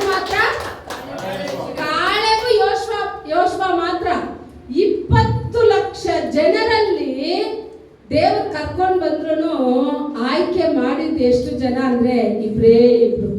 ಆಗ ಯೋಚನೆ ಮಾಡಿ, 20 ಲಕ್ಷ ಜನಕ್ಕೂ ಅದೇ ಆಕಾಶದ ಮನ್ನಾನೆ, 20 ಲಕ್ಷದ ಜನರಿಗೂ ಅದೇ ಜ್ಞಾನದ ನೀರೇ, 20 ಲಕ್ಷ ಜನನೂ ದೇವರ ಅದ್ಭುತವನ್ನ ನೋಡಿದ್ರು, 20 ಲಕ್ಷ ಜನನು ದೇವರ ಸೌಖ್ಯತೆಯನ್ನು ಅಂದ್ಕೊಂಡ್ರು. ಕೀರ್ತನೆಗಳು 105 ಹೇಳುತ್ತೆ, ಅವರಲ್ಲಿ ಬಲಹೀನತೆ ಹೊಂದಿದವರು ಒಬ್ರು ಇಲ್ಲ.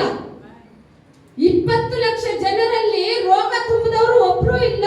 ಅಷ್ಟು ಬಲ, ಅಷ್ಟು ದೇವರು ನಡೆಸಿದ ದಾರಿ ಎಲ್ಲಾನ ಕಂಡು ಗುಣಗುಟ್ಟಿ ಗುಣಗುಟ್ಟಿ ಗುಣಗುಟ್ಟಿ ಕೊನೆಗೆ ಯಾರು ದೇವರ ನೇಮಿಸಿದ ಆ ಕಾನಾನ್ ದೇಶಕ್ಕೆ ಬಂದಿಲ್ಲ. ಇಬ್ರು ಮಾತ್ರ ಅದ್ರಲ್ಲಿ ಹೋದ್ರು. ಅವರ ಸಂತತಿ ಅವ್ರು ಹೋದ್ರೆ ಹೊರತು ಐಗುಪ್ತದಿಂದ ಆಚೆ ಬಂದ ಒಬ್ಬನು ಅದ್ರಲ್ಲಿ ಹೋಗ್ಲೇ ಇಲ್ಲ. ಆಗ ನೀವು ಯೋಚನೆ ಮಾಡಿ, ಈಗ ನಾವು ನಡೀತಾ ಇರೋದು ಅದೇ ಐಗುಪ್ತದಿಂದ ಬಂದು ಅರಣ್ಯದಲ್ಲಿ ನಡೀತಾ ಇದ್ದೀವಿ. ಈ ಜೀವನ ಅರಣ್ಯ. ಈ ಅರಣ್ಯದಲ್ಲಿ ನಮ್ಮನ್ನು ನಡೆಸೋಕೆ ಯೇಸು ಸ್ವಾಮಿ ಸಾಧ್ಯ. ಯೇಸು ಸ್ವಾಮಿ ಇಲ್ಲದೆ ಅರಣ್ಯದಲ್ಲಿ ನಾವು ನಡೆಯೋಕ್ ಆಗೋದಿಲ್ಲ. ಯೇಸು ಸ್ವಾಮಿ ಇಲ್ಲದೆ ನಮ್ಮ ಜೀವನ ಮಾಡಕ್ ಆಗೋದಿಲ್ಲ. ಇವತ್ತು ಬೇಕಾದ್ರೆ ಹಣ ಬರ್ಬೋದು, ದುಡ್ಡು ಬರ್ಬೋದು, ಹೆಮ್ಮೆ ಬರ್ಬೋದು, ಎಲ್ಲ ಬರ್ಬೋದು. ಎಲ್ಲ ಇದ್ರೂ ನಾವು ತಿಳ್ಕೊಬಾರ್ದು, ಓ ಯೇಸು ಸ್ವಾಮಿ ನನ್ನ ಜೊತೆನೇ ಇದ್ದಾರಪ್ಪ, ಅದಕ್ಕೆ ನಾನು ಎಲ್ಲಾನು ಏನಿದೆ ನನ್ಗೆಲ್ಲ ಬಂದ್ಬಿಟ್ಟಿದೆ ಅಂತ ತಿಳ್ಕೊಬೇಡಿ. ಯೇಸು ಸ್ವಾಮಿ ಇಲ್ಲ ಅಂದ್ರೂ ಸೈತಾನ ಅದೆಲ್ಲ ಕೊಡೋಕೆ ಸಾಧ್ಯ. ಲೋಕದ ಎಲ್ಲ ಕಾರ್ಯ ಕೊಡೋಕೆ ಸೈತಾನಿಂದಲೂ ಸಾಧ್ಯ. ಅದು ಯೇಸು ಸ್ವಾಮಿಯಿಂದ ಬರುತ್ತಾ ಸೈತಾನಿಂದ ಬರುತ್ತಾ ಅಂತ ಫಸ್ಟ್ ನೀವು ಕಂಡುಹಿಡಿಬೇಕು. ಆಗ ಅಂತ ದೊಡ್ಡ ಸಾಲಮನ್ನೇ ತಿರುಗಿ ನೋಡಿ ಎಲ್ಲಿ ಹೋಗೋಕ್ಕಾಗಿಲ್ಲ. ವಿಶ್ವಾಸಿಯ ಪಟ್ಟಿಯಲ್ಲಿ ಹೋಗೋಕೆ ಆಗಿಲ್ಲ. ಆಯ್ತಾ? ಇನ್ನೂ ಈಸಿಯಾಗಿ ನಿಮ್ಗೆ ಅರ್ಥ ಆಗೋ ತರ ಹೇಳ್ತೀನಿ ನೋಡಿ. ಯೇಸು ಸ್ವಾಮಿ ಜೊತೆ ಎಷ್ಟು ಶಿಷ್ಯರಿದ್ರು? 12 ಜನಕ್ಕೆ ಮುಂಚೆ ಯೇಸು ಸ್ವಾಮಿ ಆಯ್ಕೆ ಮಾಡಿದ್ದು 70 ಜನ ಶಿಷ್ಯರು. ಎಲ್ಲರೂ ಕರೆದವ್ರು ಎಷ್ಟು ಜನ? 70 ಜನ. ಅದ್ರಲ್ಲಿ ಆಯ್ಕೆ ಮಾಡಿದವ್ರು ಎಷ್ಟು ಜನ? 12 ಜನ. ದೇವರ ಆಶೀರ್ವಾದದೊಳಗಡೆ ಹೋದವ್ರು ಎಷ್ಟು ಜನ? 11 ಜನ. ಕರೆಕ್ಟಾ? ಯೇಸು ಸ್ವಾಮಿ ಜೊತೆನೇ ನಡೆದ. ಯೇಸು ಸ್ವಾಮಿ ಮಾಡೋ ಅದ್ಭುತಗಳನ್ನ ಕಣ್ಣಾರ ನೋಡ್ದ. ಸತ್ತವರು ಜೀವಂತವಾಗಿ ಎದ್ದಿದ್ದನ್ನ ನೋಡ್ದ. ಯೇಸು ಸ್ವಾಮಿನ ರುಚಿ ನೋಡ್ದ. ಎಲ್ಲಾನು ನೋಡಿ ಕೊನೆಗೆ ದುಡ್ಡಿನ ಆಸೆಗೆ ಯಾರನ್ನ ಮಾರ್ಬಿಟ್ಟ? ದೇವ್ರನ್ನ ಮಾರ್ತಾನ ಇಲ್ವಾ ಅಂತ ದೇವ್ರಿಗೆ ಗೊತ್ತಿಲ್ಲ. ಕೀರ್ತನೆನಲ್ಲಿ ಓದ್ ನೋಡಿ. ಕೀರ್ತನೆನಲ್ಲಿ ಯೂದಾಸನ ಬಗ್ಗೆ ಕ್ಲೀನ್ ಆಗಿ ಬರ್ದಿರುತ್ತೆ. ಕೀರ್ತನೆಗಳಲ್ಲಿ ಇದೆ, ನೀವು ಓದವಾಗ ಕಂಡಿಡಿರಿ. ಹೇಳ್ಬಿಟ್ರೆ ಎಲ್ಲ ನಿಮ್ಗೆ ಈಸಿ.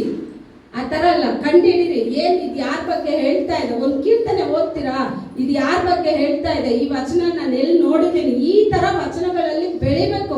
ಸಭೆ ಹೆಂಗಿರ್ಬೇಕು ಅಂತ ಹೇಳಿದ್ರೆ ವಚನಗಳಲ್ಲಿ ಜ್ಞಾನದಲ್ಲಿ ತುಂಬಿರ್ಬೇಕು. ಒಂದು ವಚನ ಪ್ರಾರಂಭ ಮಾಡೋವಾಗ್ಲೇನೆ ಆ ವಚನನ ನೀವು ಮುಕ್ತಾಯ ಮಾಡ್ಬೇಕು. ಆ ತರ ವಚನದಲ್ಲಿ ಬೆಳೆದಿರ್ಬೇಕು ಅಂತ ಹೇಳಿದ್ರೆ ಅಷ್ಟಾಗಿ ಅಷ್ಟು ನೀವು ವಚನನ ಓದ್ಬೇಕು, ದೇವರ ವಾಕ್ಯಗಳನ್ನ ಓದ್ಬೇಕು. ಹಾಗೆ ಯೋಚನೆ ಮಾಡಿ, ಯೇಸು ಸ್ವಾಮಿ ಜೊತೆನೆ ನಡೆದ.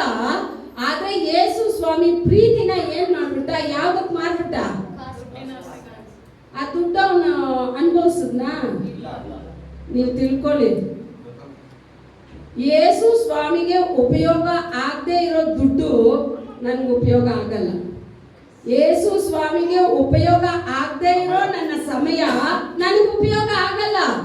ಯೇಸು ಸ್ವಾಮಿಗೆ ಉಪಯೋಗ ಆಗದೆ ಇರೋ ನನ್ನ ಬಾಯಿ ಆರಾಧನೆ ಮಾಡೋಕೆ, ವಚನ ಹೇಳೋಕೆ, ವಚನ ಓದೋಕೆ, ಪ್ರಾರ್ಥನೆ ಮಾಡೋಕೆ, ಇದಕ್ಕೆಲ್ಲ ನನಗೆ ಸಮಯ ಇಲ್ಲ ಅಂತ ಹೇಳಿದ್ರೆ, ನನ್ನಿಂದ ಸ್ತುತಿಸೋಕ್ಕಾಗಲ್ಲ, ಹಾಡಕ್ಕಾಗಲ್ಲ ಅಂತ ಹೇಳಿದ್ರೆ, ಖಂಡಿತ ಹಾಡಕ್ಕಾಗ್ದಂಗೆನೆ ಬೋರಿಂಗ್ ಹಾಸ್ಪಿಟ್ಲಲ್ಲಿ ಬಾಯಿ ಮೂಗಲೆಲ್ಲ ಟ್ಯೂಬ್ ಹಾಕಿ ಮಲಗಿಸ್ತಾರೆ. ಆವಾಗ ನೆನೆಸ್ತೀರ, ಅಪ್ಪ ನಾನು ಕೈ ಕಾಲು ಚೆನ್ನಾಗಿರೋರೆ ಎಷ್ಟು ಕೊಬ್ಬು ಮಾಡ್ತಾರೆ ಅಂತ ಹೇಳಿದ್ರೆ ಅಷ್ಟು ಅಹಂಕಾರದಲ್ಲಿ ಮೆರೀತಾರೆ. ಕೈ ಕಾಲು ಏನಿಲ್ಲ. ಯೂಟ್ಯೂಬ್ ಅಲ್ಲಿ ಹೋಗಿ ನೋಡಿ, 2 ಕೈಯಿಲ್ಲ 2 ಕಾಲಿಲ್ಲ, ಇಷ್ಟೇ ಇದ್ದಾನೆ. ಸುವಾರ್ತೆ ಸಾರ್ತಾರೆ ನೋಡಿ ಅವರು. ನಾವ್ ಹೇಳ್ತೀವಿ ಇವ್ರು ಕುಂಟ್ರು, ಇವ್ರು ಕುರುಡ್ರು. ಅದೆಲ್ಲ ಕುಂಟ್ರಾಗ್ಲಿ ಕುರುಡ್ರಾಗ್ಲಿ ದೇವ್ರ ಉಪಯೋಗ ಮಾಡಿದ್ರೆ ಅದನ್ನ ತಪ್ಸೋಕೆ ಒಬ್ಬನಿಂದ ಸಾಧ್ಯ ಇಲ್ಲ. 2 ವೀಲ್ ಚೇರ್ ಅಲ್ಲಿ ಕೂತ್ಕೊಂಡು ಹಾಡಾಡ್ತಾರೆ ನೋಡಿ, ಅವ್ರ ಅಭಿಷೇಕದ ಹಾಡುಗಳು ಎಷ್ಟು ದೂರ ಹೋಗುತ್ತೆ, ಎಷ್ಟು ಪ್ರಸನ್ನತೆ, ಎಷ್ಟು ಆಳ್ವಿಕೆ. ದೇವ್ರು ಇವ್ರನ್ನೇ ಆರಿಸ್ಕೊಂತಾರೆ ಅಂತ ಅಲ್ಲ, ಇವ್ರ ಉಪಯೋಗಕ್ಕೆ ಬಾರಲ್ಲ ಅಂತ ಲೋಕದಲ್ಲಿ ತಳ್ಳಿದವ್ರನ್ನೆಲ್ಲ ದೇವರು ತಮ್ಮ ಕರ್ತಲ್ಲಿ ಎದ್ದು ದೊಡ್ಡ ದೊಡ್ಡ ಗಣ್ಯ ವ್ಯಕ್ತಿಗಳಾಗಿ ದೇವರು ಬದಲಾಯಿಸಿದ್ದಾರೆ. ಅದ್ ನಾವೇನ್ ಮಾಡೋದು? ಅಯ್ಯೋ ಇವತ್ತು ಆರಾಧನೆಗೆ ಹೋಗಿಲ್ಲ ಅಂದ್ರೆ ಏನು, ಆ ಪಾಶ್ರಮ ಸುಮ್ಮನೆ ಪಡ್ಕೊಂತ ಇರುತ್ತೆ. ಅದು ಯಾವಾಗ ನೋಡ್ ನನ್ನ ಬೈಯೋದೇ ಅದಕ್ಕೆ ಕೆಲಸ. ಕರೆಕ್ಟ್ ತಾನೆ? ನಿಮ್ಮನ್ನ ಬೈಯೋಕಲ್ಲ, ನಿಮ್ಮನ್ನ ಆ ಪರಲೋಕ ರಾಜ್ಯಕ್ಕೆ ಸೇರಿಸೋದೇ ಕೆಲಸ.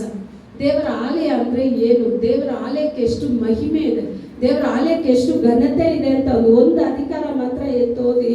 ಮತ್ತಾಯನು ಬರೆದ ಸುವಾರ್ತೆ 24ನೇ ಅಧಿಕಾರ. ಮೈಕ್ ಇದ್ರೆ ತಗೊಂಡು ಸ್ವಲ್ಪ ಮೈಕಲ್ಲಿ ಓದ್ಬಿಡಿ. 24:44 ಓದ್ಬೇಕು ನಮಗೆ.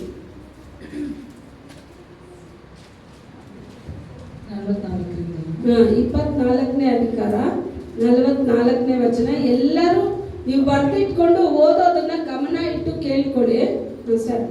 ಆದ ಕಾರಣ ನೀವು ಸಹ ಸಿದ್ಧವಾಗಿರಿ, ನೀವು ನೆನೆಸದ ಗಳಿಗೆಯಲ್ಲಿ ಮನುಷ್ಯ ಕುಮಾರನು ಬರುತ್ತಾನೆ.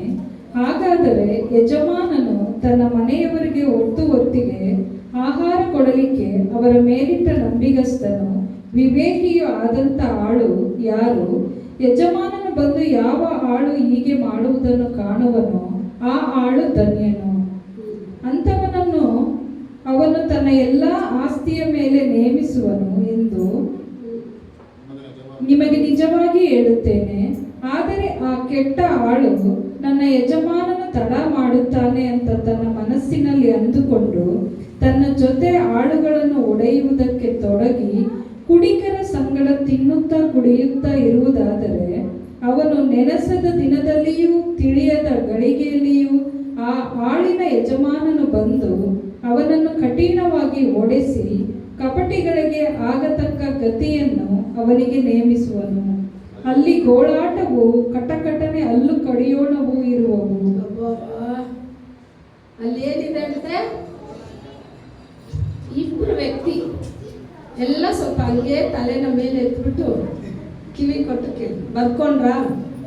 ಕೊನೆ ಇದು ವಚನ ಇನ್ನೂ ಅಧಿಕ ಇದೆ. ನೆಕ್ಸ್ಟ್ ನನ್ನ ಟೈಮ್ ಬಂದಾಗ ನಾನು ಅದನ್ನು ಕಂಟಿನ್ಯೂ ಮಾಡ್ತೀನಿ. ಇದರಲ್ಲಿ ಹೇಳ್ತಾ ಇದೆ, ಯಜಮಾನನು ದೂರ ದೇಶಕ್ಕೆ ಹೋಗಿದ್ದಾರೆ. ಹೋಗುವಾಗ ಯಜಮಾನನು ಏನ್ ಮಾಡ್ತಾನೆ, ಕೆಲಸಗಾರನ ತನ್ನ ಆಳುಗಳನ್ನ ನೋಡೋಕೆ ಇಟ್ಟಿರ್ತಾರೆ. ಇವಾಗ ನೀವೇ ಆಳುಗಳು. ಯಜಮಾನನ್ ಎಲ್ಲಿ ಹೋಗಿದ್ದಾರೆ? ನಮ್ಮ ಯಜಮಾನನ್ ಎಲ್ಲಿ ಹೋಗಿದ್ದಾರೆ? ಪರಲೋಕಕ್ಕೆ ಹೋಗಿದ್ದಾರೆ. ಯಾವತ್ತು ಬರ್ತಾರೆ ಅಂತ ಲೆಟರ್ ಹಾಕಿಲ್ಲ, ಆದ್ರೆ ಆತ ಬರೋದು ಖಂಡಿತ. ಅದ್ ಯಾವಾಗ್ಲಾದ್ರೂ ಇರ್ಬೋದು. ವಚನ ಹೇಳ್ತಾರೆ, ನಾವು ನೆನೆಸದೇ ಇರೋ ದಿವಸದಲ್ಲಿ ಆತನ್ ಬಂದ್ಬಿಡ್ತಾರಂತೆ. ಆಗ ಬರೋವಾಗ ಆತನು ನೇಮಿಸಿದ ಆಳು ಹೆಂಗಿರ್ಬೇಕು ಅಂತ ಹೇಳಿದ್ರೆ, ಅವ್ರನ್ನ ನಂಬಿ ತನ್ನ ವಶಕ್ಕೆ ಒಪ್ಪಿಸಿದ ಜನಗಳಿಗೆ ಅವರೇ ರಕ್ಷಣೆಯ ಮಾರ್ಗಕ್ಕೆ ಉತ್ತರವಾದ. ಕರೆಕ್ಟಾ? ಅವರೇ ಏನು? ನಿಮ್ಮ ಕುಟುಂಬಗಳಿಗೆ ನೀವೇ ಜವಾಬ್ದಾರಿ. ನಿಮ್ಮ ಕುಟುಂಬದಲ್ಲಿ ಒಬ್ಬರನ್ನ ರಕ್ಷಣೆಗೆ ತಂದ್ರೆ ರಕ್ಷಣೆ ಹೊಂದಿದ ನೀವೇ ಇಡೀ ನಿಮ್ಮ ಕುಟುಂಬವನ್ನ ರಕ್ಷಣೆಗೆ ತರಬೇಕು.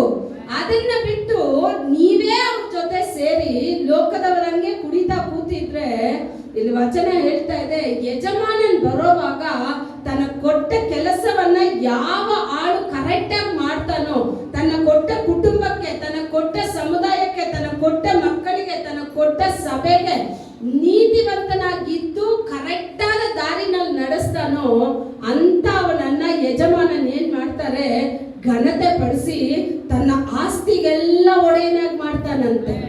ಒಂದಕ್ಕಲ್ಲ, ತನ್ನ ಇಡೀ ಆಸ್ತಿಗೆಲ್ಲ ಆತನನ್ನ ಯಜಮಾನನಾಗಿ ನೇಮಿಸ್ತಾನಂತೆ. ಅದೇ ಕೆಲಸಗಾರ, ಅಯ್ಯೋ ನನ್ನ ಯಜಮಾನನ್ ಹೋಗಿದ್ದಾರೆ, ಯಾವತ್ತು ಬರ್ತಾರೋ ಬಿಡಿ, ಅವ್ರು ಬರೋವಾಗ ಬರ್ಲಿ ಅಂತ ಹೇಳಿ ತನ್ನ ವಶದಲ್ಲಿ ಕೊಟ್ಟ ಆಳುಗಳನ್ನ ಒಡೆಯೋದು, ಕಠಿಣವಾಗಿ ನಡೆಸೋದು, ಕೆಟ್ಟ ಮಾತಲ್ಲಿ ದೂಷಿಸೋದು, ಕುಡಿಯೋ ಜೊತೆ ಸೇರ್ಕೊಂಡು ಕೂತ್ಕೊಂಡು ಕುಡಿಯೋದು ಎಲ್ಲ ಮಾಡ್ತಾ ಇದ್ರೆ ಒಂದ್ ದಿವಸ ಬಂದು ಬಾಕಲ್ ತಟ್ತಾರೆ. ತಟ್ಟೋವಾಗ ನೀನ್ ತೆರೆದಾಗ ನಿನ್ ಸ್ಥಿತಿನ ನೋಡಿದ್ರೆ ದೇವ್ರ ಅಲ್ಲಿಗೆನೆ ನೀನು ಬಿಟ್ಬಿಟ್ಟು ಹೋಗಲ್ಲ. ನೀನು ಹೋಗು, ನಾನು ಬಿಟ್ಬಿಟ್ಟು ಹೋಗ್ಬಿಟ್ಟೆ ಅಂತ ಬಿಟ್ಬಿಟ್ಟು ಹೋಗಲ್ಲ. ದೇವ್ರ ಹೇಳ್ತಾರೆ, ಅವನ್ನ ಎಲ್ಲಿ ಕೊಡ್ತಾರೆ ಅಂತ ಹೇಳಿದ್ರೆ ಗೋಳಾಟ ಇರೋ ಒಂದು ನರಕದಲ್ಲಿ. ಅಲ್ಲಿ ಏನ್ ಕಡಿತಾರಂತೆ, ಕಣ್ಣು ಮುಚ್ಕೊಂಡು 2 ನಿಮಿಷ ಕಪ್ಪಗಿರೋ ದೆವ್ವ ನಿಮ್ಮ ನೋಡಿ ಕಟಕಟ ಅಂತ ಅಲ್ಲಿ ಕಡಿದ್ರೆ ಹೆಂಗಿರುತ್ತೆ ಅಂತ ಯೋಚನೆ ಮಾಡಿ. ಮಕ್ಕಳು ಒಂದೊಂದ್ಸಲ ಏನಾದ್ರೂ ಕೆಲಸ ಹಿಂದೆ 2-3 ಕೆಲಸ ಒಟ್ಟಿಗೆ ಹೇಳ್ಬಿಟ್ರೆ ಅವ್ರಿಗೆ ನೋಡಿ ನಮ್ಮನ್ನ ಭಯಕ್ಕಾಗೋದಿಲ್ಲ. ಅವ್ರೇನ್ ಮಾಡ್ತಾರೆ, ಟಕ್ಕಂತ ಕಡಿತಾರ, ಕಡಿಯಲ್ಲ ಹೇಳಿ. ನಿಮಗೆ ಯಾರ ಮೇಲಾದ್ರೂ ಕೋಪ ಬಂದ್ಬಿಟ್ರೆ ನೀವೇನ್ ಮಾಡ್ತೀರಾ? ಹೊಡಿಯಕ್ಕಾಗೋದಿಲ್ಲ. ಹೊಡಿಯೋ ತರ ಹತ್ರ ಏನೋ ನಿಮ್ಮನ್ನ ಯಾರೋ ಬಂಧನದಲ್ಲಿ ಕಟ್ಟಾಕ್ದಂಗೆ ಅಲ್ಲಿ ಕಡಿತೀರಾ, ಕಡಿಯಲ್ಲ? ಕಡಿತೀರಾ? ಅಂತ ಸ್ಥಳ ಕಳ್ಸೋಣ ನಿಮ್ಮನ್ನೆಲ್ಲ. ಅಂತ ಸ್ಥಳ ಅದು ನರಕನ ಸೈತಾನನಿಗೆ ದೇವರು ನೇಮಿಸಿದ್ದು. ಆದ್ರೆ ಇಂದು ಅದರಲ್ಲಿ ಆತ್ಮಗಳು ಹೋಗಿ ಬೀಳ್ತಾ ಇದೆ ಅಂತ ಹೇಳಿನೇ ಅವ್ರನ್ನೆಲ್ಲ ನೀವು ರಕ್ಷಣೆನಲ್ಲಿ ತರಬೇಕು ಅಂತ ಹೇಳ್ತಾನೆ ನಿಮಗೆ ರಕ್ಷಣೆಯನ್ನ ಕೊಟ್ಟಿದ್ದು. ಓದೋ ಸ್ಥಳದಲ್ಲಿ ನಿಮ್ಮನ್ನೆಲ್ಲ ದೇವರು ಆಯ್ಕೆ ಮಾಡಿದಾರಂದ್ರೆ ನಿಮ್ ಜೊತೆ ಓದೋ ಅಷ್ಟು, ನಿಮ್ ಕ್ಲಾಸ್ ಅಲ್ಲಿ ನಿನ್ ಜೊತೆ ಎಷ್ಟು ಮಕ್ಳಿರ್ತಾರೋ ಅಷ್ಟು ಮಕ್ಕಳನ್ನ ಲೆಕ್ಕ ನಿನ್ನ ಹತ್ರನೇ ಕೇಳ್ತಾರೆ. ನೀನ್ ಓದೋ ಸ್ಥಳದಲ್ಲಿ ಅಷ್ಟೇ, ನೀನ್ ಓದೋ ಸ್ಥಳದಲ್ಲಿ ನಿಮ್ ಕ್ಲಾಸ್ ರೂಮ್ ಅಲ್ಲಿ ಹೋದ ತಕ್ಷಣ ನೀವು ಹೇಳ್ಬೇಕು, ಅಪ್ಪ ನನ್ನ ಕ್ಲಾಸ್ ಅಲ್ಲಿ ಕೊಟ್ಟಿರೋ ಎಲ್ಲಾ ಮಕ್ಕಳನ್ನ ನನ್ನ ಮುಖಾಂತರ ನೀನು ಆಶೀರ್ವದಿಸು. ನಿಮಗ್ ಗೊತ್ತಾ, ಪೌಲನು ಪ್ರಯಾಣ ಮಾಡಿದ ಹಡಗಲ್ಲಿ 276 ಮಂದಿ, 275 ಮಂದಿ ಯೇಸು ಸ್ವಾಮಿನೇ ಅರಿದೇ ಇರೋರು. ಒಂದೇ ಒಂದು ಪೌಲ್ ಮಾತ್ರ ಯೇಸು ಸ್ವಾಮಿನೇ ಅರಿತವ್ರು. ದೇವ್ರು ಹೇಳ್ತಾರೆ, ಪೌಲೇ ಇವರೆಲ್ಲ ಭಯ ಬೀಳ್ತಾರೆ, ನೀನ್ ಭಯ ಬೀಳ್ಬೇಡ, ನಿನ್ನ ಮುಖಾಂತರ ಇವ್ರು ಅಷ್ಟು ಆತ್ಮಗಳನ್ನ ನಾನು ಕಾಪಾಡ್ತೀನಿ ಅಂತ ಹೇಳ್ತಾರೆ. ಅವಾಗ ನೀವು ಒಂದು ಬಸ್ಸಲ್ಲಿ ಹೋಗೋವಾಗ್ಲೂ ನೀವು ತಿಳ್ಕೋಬೇಕು, ಈ ಬಸ್ ಆಕ್ಸಿಡೆಂಟ್ ಆಗಲ್ಲ, ಕಾರಣ ಏನಂದ್ರೆ ಈ ಬಸ್ಸಲ್ಲಿ ನಾನಿದ್ದೀನಿ. ಆ ಹೆಮ್ಮೆ ಬರ್ಬೇಕು ನಮ್ಗೆ. ರೋಡಲ್ಲಿ ನಡೆಯೋವಾಗ ನಾನು ಯಾರು ಗುದ್ದೋಕ್ಕಾಗಲ್ಲ, ಯಾಕಂದ್ರೆ ರೋಡಲ್ಲಿ ನಾನು ನಡೀತಾ ಇದ್ದೀನಿ. ಈ ಹೆಮ್ಮೆ, ಈ ಅಧಿಕಾರ ಯಾವಾಗ ಬರುತ್ತೆ ಅಂತ ಹೇಳಿದ್ರೆ ಅವರ ನಾಮನ ನಾವು ಧರಿಸ್ಕೊಂಡ್ಮೇಲೆ ಆ ನಾಮದಲ್ಲಿರೋ ಬೆಲೆ, ಆ ಯೇಸು ಸ್ವಾಮಿ ನಾಮದಲ್ಲಿರೋ ಭದ್ರತೆ. ಇಂದು ಲೋಕ ಎಷ್ಟು ಕೆಟ್ಟತನದಲ್ಲಿ ಹೋಗಿದೆ ಅಂದ್ರೆ ಅಷ್ಟು ಕೆಟ್ಟತನದಲ್ಲಿ ಹೋಗಿದೆ. ಆದ್ರೂ ದೇವರು ನಮ್ಮ ಕುಟುಂಬಕ್ಕೆ, ನಮ್ಮ ಮಕ್ಕಳಿಗೆ ಆಚೆ ಹೋಗ್ಬಿಟ್ಟು ಬರೋವಾಗ್ಲೂ ನಮ್ಗೆ ಇಷ್ಟು ಭದ್ರತೆ ಕೊಡ್ತಾರೆ ಅಂತ ಹೇಳಿದ್ರೆ ಆತನು ಯೇಸು ಕ್ರಿಸ್ತನ ರಕ್ತದಲ್ಲಿ ನಮಗೆ ಕೊಟ್ಟಿರೋ ಭದ್ರತೆ. ಈ ಭದ್ರತೆ ನಿಮಗ್ ಬೇಕು ಅಂತ ಹೇಳಿದ್ರೆ, ಈ ಭದ್ರತೆ ನಿಮಗೆ ಸುರಕ್ಷಿತವಾಗಿ ಇರಬೇಕು ಅಂತ ಹೇಳಿದ್ರೆ ನಿಮಗ್ ಖಂಡಿತ ತಿಳಿದಿರ್ಬೇಕು, ಯಾವ ದಿವಸ ಎಲ್ಲ ಸಭೆಗಳಿದೆಯೋ ಆ ಯಾವ ದಿವಸ ಪರಿಶುದ್ಧ ಈ ಸಂಡೇ ಸರ್ವಿಸ್ ಇರುತ್ತೋ ಈ ಸರ್ವಿಸ್ಗೆ ನೀವು ಕೇಳಬೇಕು, ಅಪ್ಪ ಒಂದು ದಿವಸನೂ ನಾನೇನು ಮಾಡಬಾರ್ದು, ತಪ್ಪಿಸ್ಕೋಬಾರ್ದು, ನಾನು ನಾಯಿ ಥರ ಹತ್ತೀನೋ, ಕೋಳಿ ಥರ ಹತ್ತೀನೋ, ಯಾವ ಥರ ಹತ್ತೀನೋ ಬೇಡ, ಹೆಂಗೋ ಉರುಳು ಬಂದು ನಾನು ಎಲ್ಲಿ ಬಿದ್ದು ಬಿಡಬೇಕು, ನೀನು ಆಲಯದಲ್ಲಿ ಬೀಳ್ಬೇಕು ಅಂತ ಬೇಡಿ. ಆಲಯಕ್ಕೆ ನೀವು ಅಷ್ಟು ಗೌರವ ಕೊಟ್ಟು ಆಲಯವನ್ನು ನೀವು ಅಷ್ಟಾಗಿ ಅಷ್ಟು ಪ್ರೀತಿ ಮಾಡೋದಾದ್ರೆ ಆಲಯದಿಂದಲೇ ದೇವರು ನಿಮ್ಮನ್ನು ಆಶೀರ್ವದಿಸ್ತಾರೆ, ಆಲಯದಿಂದಲೇ ಬಿಡುಗಡೆ ಕೊಡ್ತಾರೆ. ನಿಮ್ಮ ಮುಖಾಂತರನೇ ಲೋಕಕ್ಕೆ ಬಿಡುಗಡೆ. ನೀವೆಲ್ಲೆಲ್ಲ ಇದ್ದೀರೋ, ನಿಮ್ಮನ್ನು ಒಂದು ಏರಿಯಾದಲ್ಲಿ ಹಾಕಿದಾರಂದ್ರೆ ಆ ಏರಿಯಾದವ್ರಿಗೆಲ್ಲ ನೀವೇ ರಕ್ಷಣೆಯ ಮಾರ್ಗ. ನೀವು ಪ್ರೇಯರ್ ಮಾಡಿ ಅವ್ರಿಗೋಸ್ಕರ ನೀವು ಸಮಯನ ತಗೊಂಡು ವೆಚ್ಚ ಮಾಡಿ ನೋಡಿ, ದೇವರು ಖಂಡಿತ ಒಂದಲ್ಲ ಒಂದು ದಿವಸ ಅವ್ರನ್ನೆಲ್ಲ ರಕ್ಷಣೆ ತಂದು ನಮ್ಮ ಸಭೆ ಸ್ಥಳ ಸಾಲದಷ್ಟು ಆತ್ಮಗಳನ್ನ ದೇವರು ತಂದಾಕೋಕೆ ದೇವರಿಂದ ಸಾಧ್ಯ. ಅದಕ್ಕೆ ನಾನು ಅಡ್ಡಿಯಾಗಿರ್ಬಾರ್ದು. ಗಾದೆ ಹೇಳ್ತಾರಲ್ಲ, ದೇವ್ರು ವರ ಕೊಟ್ರು ಯಾರು ವರ ಕೊಡಲ್ಲ ಅಂತೆ. ನೀವೇ ಪೂಜಾರಿಗಳು. ಪೂಜಾರಿಗಳು ಭಕ್ತರನ್ನ ದೇವರ ಸಮ್ಮುಖಕ್ಕೆ ಸೇರಿಸ್ಬೇಕು. ಪೂಜಾರಿ ನೋಡಿ ಭಕ್ತ ಓಡೋಗ್ತಾನೆ. ಇವಾಗ ಪೂಜಾರಿಗಳು ಅಂತ ಸ್ಥಿತಿನಲ್ಲಿದ್ದಾರೆ. ಪೂಜಾರಿಗಳನ್ನ ನೋಡಿ ಭಕ್ತರು ಓಡಬಾರ್ದು. ಈ ಪೂಜಾರಿ ನನ್ನನ್ನ ಕರೆಕ್ಟ್ ಆಗಿ ಎಲ್ಲಿ ಸೇರಿಸ್ತಾರೆ? ದೇವರ ಹತ್ರ ಸೇರಿಸ್ತಾರೆ. ಆ ದೇವರ ಹತ್ರ ಸೇರಿಸೋ ನಾವು ಬರೀ ಕೆಲಸಗಾರರು ಮಾತ್ರ. ನಮ್ಮ ಯಜಮಾನ ಅವರು. ಆ ಯಜಮಾನನ ಕಡೆ ನಿಮ್ಮನ್ನು ತಿರುಗಿಸೋದೇ ನಮ್ಮ ಕೆಲಸ. ನಮ್ಮನ್ನು ನೋಡಿ ಅಂತ ಹೇಳೋದಿಲ್ಲ. ವಚನನ ಹೇಳ್ಕೊಡ್ತೀವಿ, ವಚನದಲ್ಲಿ ಬೆಳೀರಿ. ಯೇಸು ಸ್ವಾಮಿ ನಾಮನ ಗಟ್ಟಿಯಾಗಿ ಇಟ್ಕೊಳ್ಳಿ. ವಚನ ಅದೇ ಹೇಳುತ್ತೆ, ಈ ಲೋಕದಲ್ಲಿ ನಾಶ ಬರೋಕ್ ಮುಂಚೆ ಆತನ ಪಾದ ಹಿಡಿದು ಮುತ್ತಿಟ್ಬಿಡಿ ಅಂತ ಹೇಳುತ್ತೆ. ಅವಾಗ ನೀವು ಮುತ್ತಿಡೋಕೆ ಆತನ ಪಾದನ ಎಷ್ಟು ಗಟ್ಟಿಯಾಗಿ ಇಟ್ಕೊಂತೀರೋ ಈ ಲೋಕ ನಾಶ ಆದ್ರೂ ದೇವರು ನಮ್ಮನ್ನ ನಾಶನಕ್ಕೆ ಒಳಪಡಿಸದೆ ಆತನ ಆಶೀರ್ವಾದದಲ್ಲಿ ನಡೆಸೋಕೆ ದೇವರು ಶಕ್ತರಾಗಿದ್ದಾರೆ. ದೇವರು ಪ್ರತಿಯೊಬ್ಬರನ್ನ ಆಶೀರ್ವದಿಸಿ ಮುಂದಿನ